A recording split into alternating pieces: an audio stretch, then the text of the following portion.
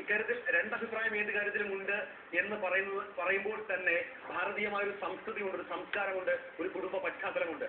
അതൊക്കെ മൊത്തത്തിൽ പൊളിക്കുക എന്ന് പറയുന്നത് ചില വ്യക്തികളുടെ സ്വാതന്ത്ര്യമാണ്, അല്ലെങ്കിൽ മനുഷ്യാവകാശമാണ് എന്നൊക്കെ പറഞ്ഞ് നമുക്ക് ഒഴിയാൻ കഴിയില്ല. ഒരു സിസ്റ്റം ഇവിടെ നിലനിൽക്കുന്നു. അതിനെ വെല്ലുവിളിച്ചുകൊണ്ട് എത്ര നമുക്ക് മുന്നോട്ട് പോകാൻ കഴിയുമെന്ന പ്രസക്തമായ ചോദ്യം.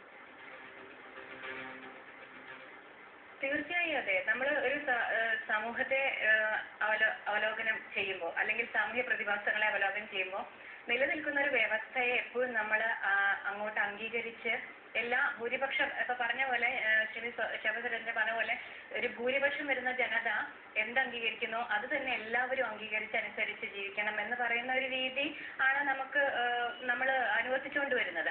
അപ്പൊ അതൊരു വ്യക്തി ജീവിതത്തിൽ ഓരോരുത്തരും അനുഷ്ഠിക്കേണ്ടുന്ന പല കാര്യങ്ങളും വ്യക്തിപരമായ ബന്ധങ്ങളിലും എല്ലാ കാര്യങ്ങളിലും ഒരേപോലെ അനുസരിക്കാവുന്ന വിധത്തിലുള്ള ഒരു സംസ്കാരം എന്ന് പറയുന്നത് സംസ്കാരത്തെ കുറിച്ചുള്ള ഗവേഷണങ്ങളിൽ ഭാഗമായി നമ്മൾ നടത്തുകയാണെങ്കിൽ, ഒരു സ്ക്രൂട്ടിനി ചെയ്യുകയാണെങ്കിൽ നമുക്ക് കാണാൻ കഴിയില്ല. അങ്ങനത്തെ ഒരു സംസ്കാരം എന്ന് പറയുന്നത് എവിടെയില്ല. അപ്പൊ അല്ലെങ്കിൽ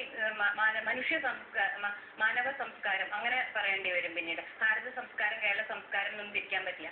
അങ്ങനെ ഒരു മാനവികതയിലേക്ക് നമുക്ക് എത്താൻ കഴിയുന്നുണ്ടോ, അത്തരത്തിൽ കാര്യങ്ങളെ കാണാൻ കഴിയുന്നുണ്ടോ എന്നാണ് തീർച്ചയായും പരിശോധിക്കേണ്ടി വരുന്നത്. വീണ്ടും രഞ്ജിനി ഹരിദാസ്, വ്യക്തികൾ ചേരുന്നതാണ് സമൂഹം, വ്യക്തി സ്വാതന്ത്ര്യം എന്ന് പറഞ്ഞ് നമുക്ക് സമൂഹത്തിന്റെ ഒരു സിസ്റ്റത്തെ, സംവിധാനത്തെ